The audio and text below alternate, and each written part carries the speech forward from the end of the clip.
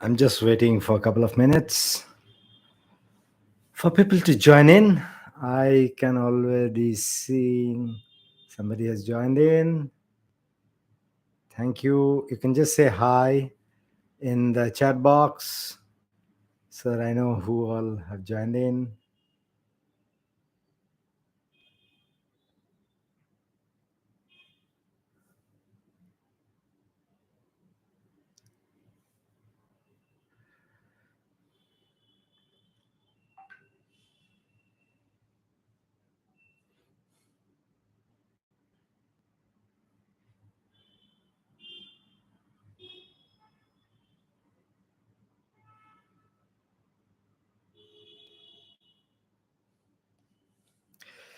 Hey, we'll start. It's 7:29. I am starting a bit early today. Firstly, hello, good evening, and welcome to my Monday Tidbits. It's after almost 2 weeks I'm doing this. I'm so happy to be back. And today I'll be talking about my recent tour to Kalpokhri, Sandakphu, Phalut. So typically people they record videos, they put up vlogs on the YouTube. However, I thought I'll be just talking about it because I love to talk.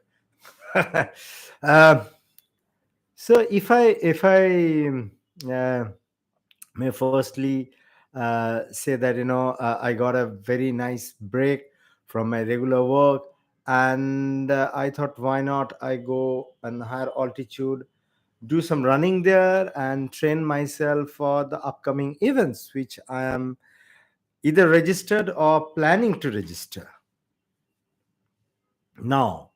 um, so this thought process was going on for quite some time, and then I got 7 days of leave, coupled with the Holi, etc. I thought it can be a nice time to visit the hills, and off I go.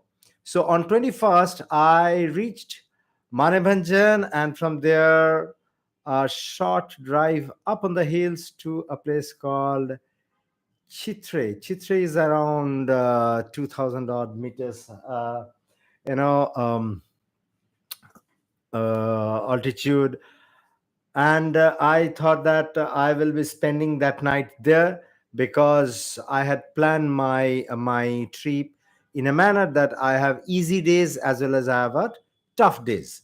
So from Chitre, next day after finishing off all the regulatory requirements, because since I'll be getting inside Singalila National Park, you need special permission or permit from the government and from army. So they we don't call it army in that region. It is SSB, or what is the full form of SSB?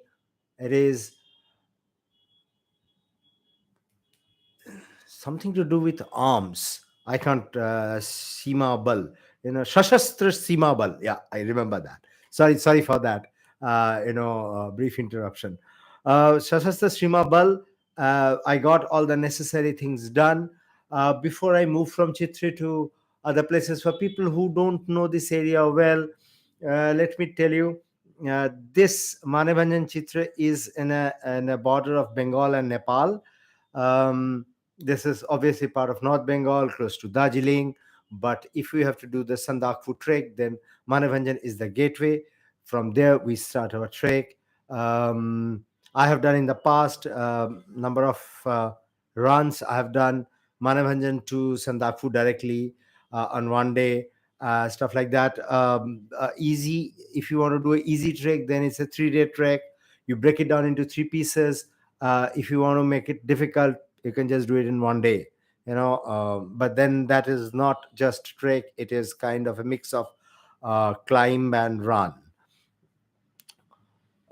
This time I had plans for doing a power hike from Chitri to Kalpokhri on day one, that is on the 22nd of March. On day two, I planned to take it a little easy and get acclimatized with the altitude. Just to give you an example, and Chitre is 2,000 meters, Kalpokhri is 3,000 3020 kind of an altitude. Sandakphu is 3636 meters, which is the highest point in Bengal. And Phalut, which was my final destination for that Kalpokhri to Phalut run, that Phalut has an altitude of around 3,500, 3,420, 3,500 odd meters. So how it started, the day started very nice. It was pretty sunny on 22nd of March. I started from Chitre after a brief stoppage at the Chitre SSB point, where they quite interrogated me. In the first time I've been interrogated like this, where are you coming from? Where do you stay? Why are you going up? Why your Sherpa is not with you? He's going in a car, blah, blah, blah, blah, blah. But later on, I realized that there were little bit of tension in the border, which happened over the past few years. In the past 2 years, to be very precise, that they are right now doing little bit of, पूछताछ, if I may use that word, पूछताछ. And then I actually cruised, although I gained a lot of altitude, cruised up to Meghma, from Meghma to Tumling, and then took a short break for some snacks, which is nothing but some dry fruits. From Tumling, usually in the past, I have always taken a route which goes through Nepal, which is this time I have been asked not to use that route, rather stay inside the India route. And surprise, surprise, I got a very nice route, which I never explored in the past, which is people who have gone to this area, they know, after the Tumling Fatak. Tumling Fatak is the gate through which you enter the Singalila National Park. So that is the main gate. So instead of taking the gate, which is a concrete road, which I hate, we took a slight diversion on the left, and it was a beautiful trail, which is completely through the jungle, and I really enjoyed it quite a bit. But by the time I was nearing Goiribas, uh, clouds started coming in, and Goiribas is one of my favorite spot to have some tea.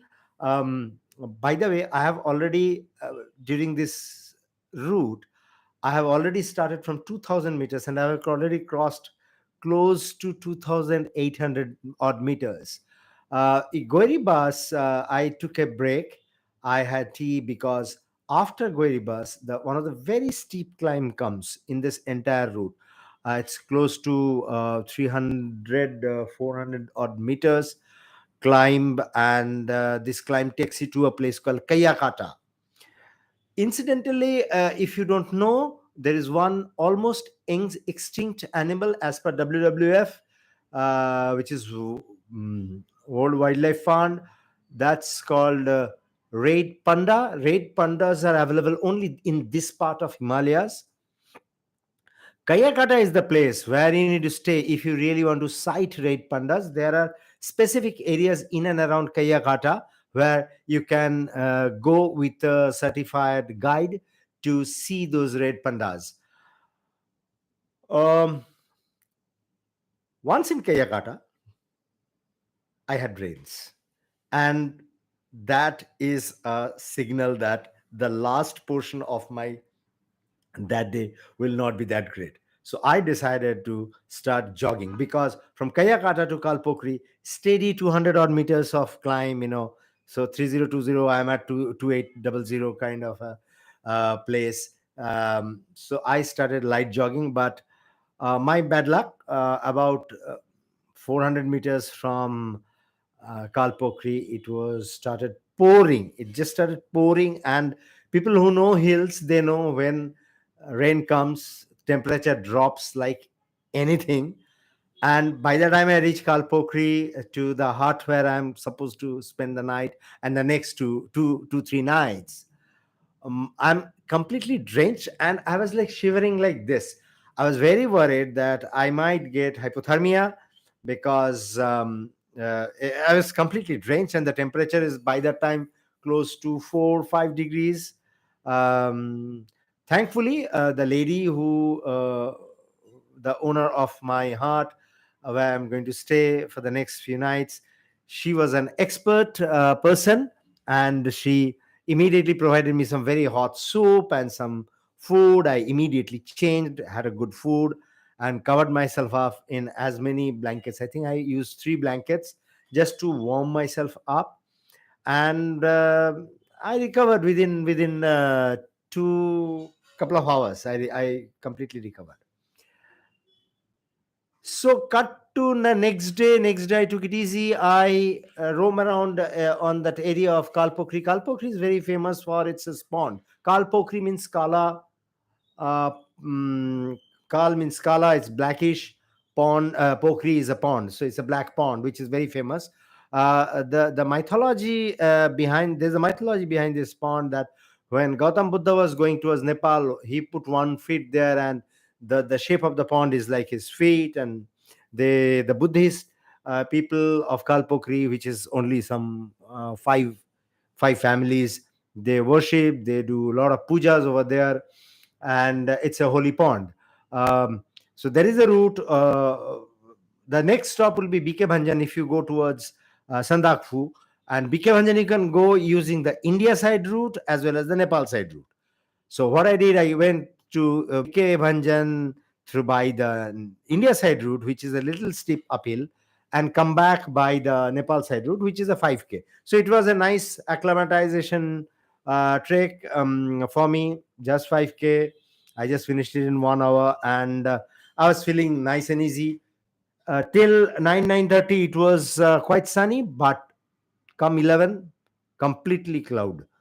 And I have kept checking my weather reports for tomorrow, because tomorrow is my the main event for which I came from all the way from Mumbai. I wanted to do a 54-kilometer 1 day run from Kalpokhri to Phalut and back, because Kalpokhri to Phalut is 27 kilometers. And this will also give me kind of a training for the race which I'm preparing. And I want to show, this is the last year's t shirt, the Buddha Trails. I'm going this year also for the 65 kilometers.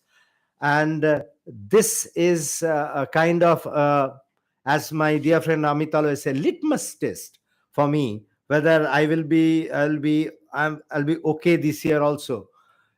And also, what happened 10 years back, I tried to do Sandakphu to Phalut and back in some other race, which we could not finish because of a hailstorm, which came during the last 6 kilometers, and we had to abort our race. And that bad memory I was carrying. I want to, clear the jinx which happened 10 years back. And this time I wanted to do this badly.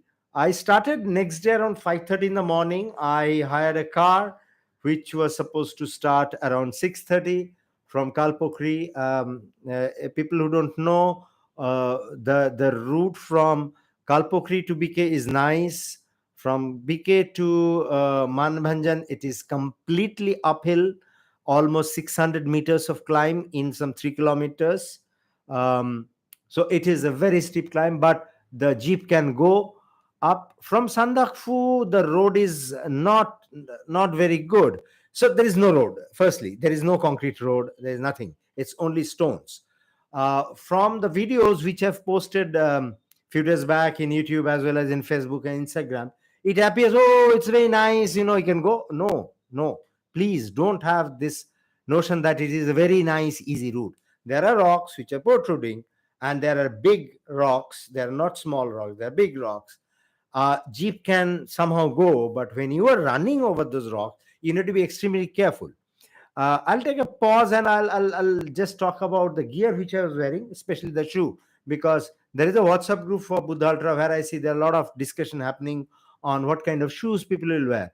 I was wearing a Solomon. I love Solomon shoes. I For most of my runs in the trails, I have used Solomon. The previous days I was using a Solomon Supercross, but on this day of the run, I wanted to do a little bit paced run. at least while going to Falut. So I used slab Solomon slab. These are nice shoes. This has got only around 6 drop, but very light, unlike other trail running shoes. And there's a very nice grip, extremely good grip. People can use any of the other shoes, whether Pegasus trail shoe, or there's a Essex trail shoe. A lot of people, especially people who are doing the 30K, they might go for the Decathlon one, which is also a decent shoe, especially keeping in mind the price point. So back to Sandakphu, or to Falut now. Once I reached Sandakphu, came Sandakphu within an hour's time, and 1 hour 15 minutes to be very precise. And then I was quite excited that it didn't give me a lot of grief. I started my run. By the time I am a place called Thukum, which is a little downhill from Sandakphu, I was completely engulfed with cloud. There's no chance of seeing any scenery, which is beautiful in that area, but I could not see anything. I was not also bothered, because I went through that route so many number of times, 4 times in the past, so I know exactly which mountain, where, what is the viewpoint. So it was nothing new for me. I ran through from Thukum to Sabargram, which was the difficult, and it was the most difficult for me, because somehow, in spite of traveling into this, or doing runs into this area, I completely forgot the steady uphill which you face from Thukum to Sabargram. It's very deceptive. It takes away all your energies. And remember, this is the stretch which is the most treacherous, because you are just on a ridge. Your left is open, right is open, left is north, right is south, and there is always tremendous amount of wind comes from left. Just, if you are not properly covered, if you are not fully covered, I'll say, even including head, gloves, everything full, no half pant, full covered legs, etc., you might be quite in bad shape once you reach Falut. Because from Sabargram it's almost flat, except the last 2 kilometers, 2.5 kilometers to Falut, the last climb up to Falut. I reached Falut, I think it was around 5 hours and something, 5 hour 15 minutes exactly, 5 hour 15 minutes. And I was feeling quite good. I had some noodle soup, which is nothing but Maggi noodles in a very soupy form. That's the best food you can get in the mountains. People who go to mountain, they know how excellent and awesome that taste when you are at an altitude and you are feeling very cold. By the way, people who have joined live, if you have any question, please start putting the question in the chat box. I will try to answer them if I have the answer. I turned back. I didn't spend much time in Falut. I turned back and quickly started coming down from Falut to Sabargram. Falut to Sabargram. By the way, the car can go up to Sabargram. After Sabargram, the road is so bad that the car cannot go. Car means the jeep. So I came back to Sabargram. My guide who was with me, Sonam Sherpa, he hopped into the car once Sabargram. So he ran with me from Sabargram to Falut, and he came back also with me. They're experts, on that. He was wearing a Hawaii chapel, by the way. I was having a fancy, tattoo Solomon shoe with two poles. He was just in Hawaii chapels, and he was running with me. So I started from Sabargram, and by the time I was feeling the fact that I was not acclimatized properly. The way you get it is, you start having a little bit of stress on your breathing, and you feel like coughing, and that's the first sign that you are not getting enough oxygen, and your body has not been able to take enough oxygen, and you needed more time to acclimatize. On top of it, when there is too much of cloud, that the moisture keep coming along with your, whenever you're breathing, that also gives a little bit of uncomfortable feeling. So obviously I slowed down. Most of the climbs, from Thukum, it is almost a steady climb, not much.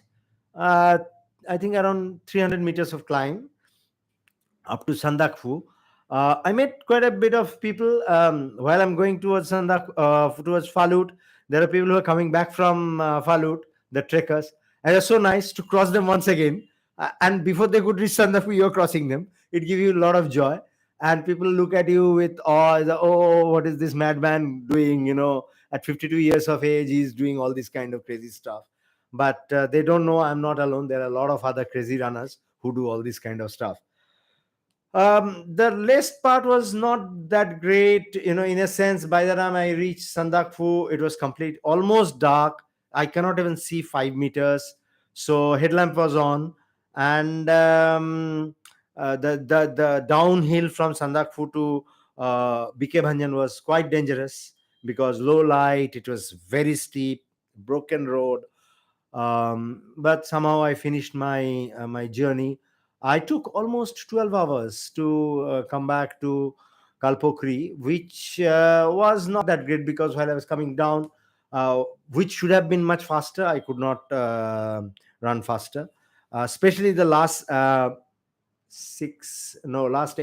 9 kilometers. I just walked because I was a bit scared that I might fall, which regularly happens with me. And if I fall, then I will not be able to run my next race. That is the whole story. And that is something which I wanted to share with you guys. Anything interesting happened? Obviously, I finished my target, that is Sandakphu to Falut and back, in one day. That's something which I did. I also finished my target of 54 kilometers, which is 27 by 2, and in one day, in 12 hours. That gave me a lot of confidence for my upcoming race. And also, I thought that this was a very nice preparatory time for me to get acclimatized to hills, because in Mumbai, of the past 2 3 months, why the past 6 months, I barely got a chance to go to the trails. And I love going to trails, and I love go to trails alone. So that's about it. I also wanted to touch upon one thing which I keep getting this question, that when I'm in plains like Calcutta, how can I prepare for a trail race, especially a trail race which has got so much of climbing? There are two ways. Obviously, the easiest one is stair climbing. But hang on, stair climbing, easier said than done. If you're just climbing five floors in stairs, it has no value. I can confidently tell you it has no value. You might do multiple times five floors. It may sound wow, I have done 25 floors, I've done 30 floors, I've done 50 floors. But if you're just doing 5 floor up and down, because the moment you come down, you get back your breath, you get back everything. Unless you are just going 5 floor up, very quickly hop into the elevator, coming down to the lift, and then again doing quickly the 5 floor before you could get back all your breath. If you can do it, then it's fine, because if you're coming down easily through the stairs, then it's of no use. Yeah, if you have a say 30 floor building, awesome, just do it. It really helps. You can break it down into, say, couple of floors you will try to run, and then couple of floors you will just walk to get back your breath, then again run, and then again walk, then again. You can do those kind of things. If you're good, then you increase the number of floors where you can run up, and then you know walk few floors when you get back your breath, and again do this. But you need a continuous uphill. Other way which I found is pretty effective, and while I have not done it, but a lot of my should I say, the runner friends, they do it, especially elite athletes in during winter in northern hemisphere, especially Europe and US. They do it. You put your treadmill to the highest level, highest incline, then try to run on it, or at least do power hiking on that continuously, say at a pace of um, say 15 minutes an hour. That's it. 15 minutes an hour if you're newbie. As you grow, as you do it continuously, your ability increases, and you can then increase the speed. Initially just do it at 15 minutes, you know uh, per kilometer kind of a pace. Just power hike continuously, don't stop, just do that, say for half an hour, 45 minutes, just do. So the more you do this, the more your capacity to take on that the climb goes up. Because what is important is, when you start, you will have a burning feeling, a burning feeling in your calves, on your quads. So that's the time, you are actually developing your strength, your mountain legs. Because if you don't get mountain, then that is the only way you can do it. I don't have much to talk about today. It is already my all target always is to finish it off in 15 minutes. But yeah, I knew today I will overshoot 15 minutes. It's almost 24 minutes. I'll stop it here. Thank you very much for all those people who joined. I'm more than happy to take any question if you have any. I will try to answer them. Uh, you can type it in the chat. If you do not have question, once again, thanks for coming in, joining in. Do subscribe the channel. I will put up. Good evening, Mr. Mehta. Love to see that you are there. So uh, do subscribe the channel so that you can get the notification. I try to come on every Monday around 7:30 just to talk about different items. And I typically try to uh, talk about whatever I want to talk one day in advance in Instagram. And look who's talking. Mr. Amit Mehta is saying that he wants to ask me a question about ultramarathon. He himself is a seasoned ultramarathoner and a great nutritionist, I must say. So if you have a question, please type. I'll wait for it. If you don't have, let me know so that I can end my session.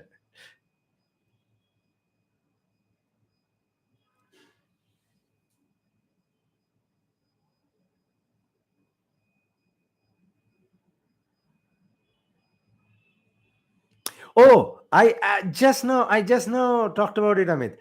Just for repeat, I said that stair climbing is one good thing, but stair climbing in a five-floor building is of no use, because you climb up and then climb down very soon, and again climb up, again climb down. Then on a Facebook post you can give that I have done 25-story or a 50-story climb, but it is barely any impact on your to develop your climbing legs.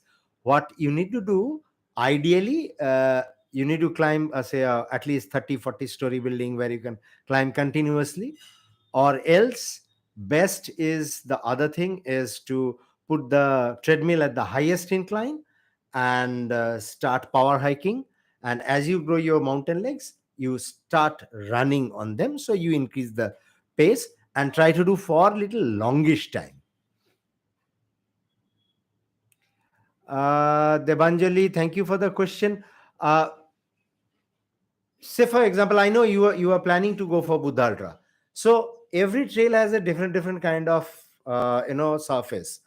The typical surface which you will face in Buddha Ultra for 30K is not that rocky, but kind of soft earth, but continuous climb and downhill.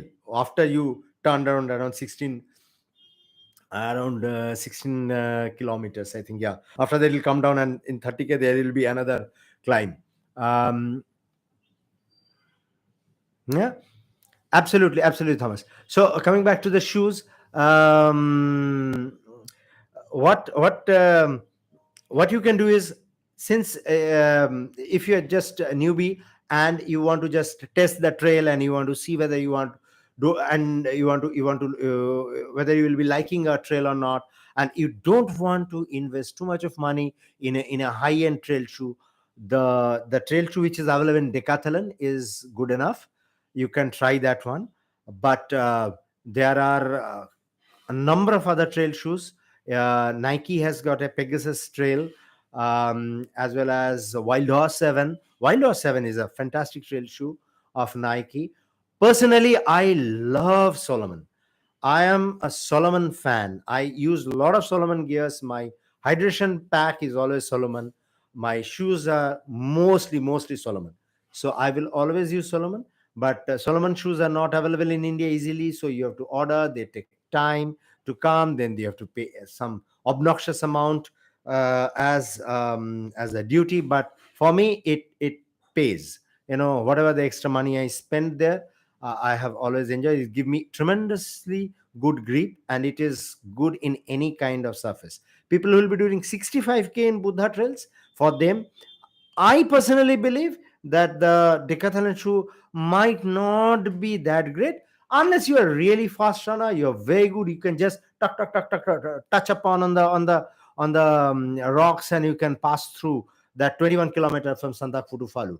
See, up to Sandakphu it is nice. From Phalut, Gorke, Samadan, Ramam, Upper Shirikola, Lower Shirikola, Shirikola Bridge, Rimbek, nice. But the in between place where you will really face the challenge. It's a great race. It's a great route, fantastic elevation at an altitude, which people miss. We all hope that we will have a great time in this particular race. I don't know whether I could answer the Banjali your question, but you can always direct message me and we can deliberate it further. If you have any specific question on a specific shoe, then I can talk about it. So that's it from my side. Thanks for joining, and see you all next week, same time, in the same channel. Thank you very much. You have a good evening. Bye bye.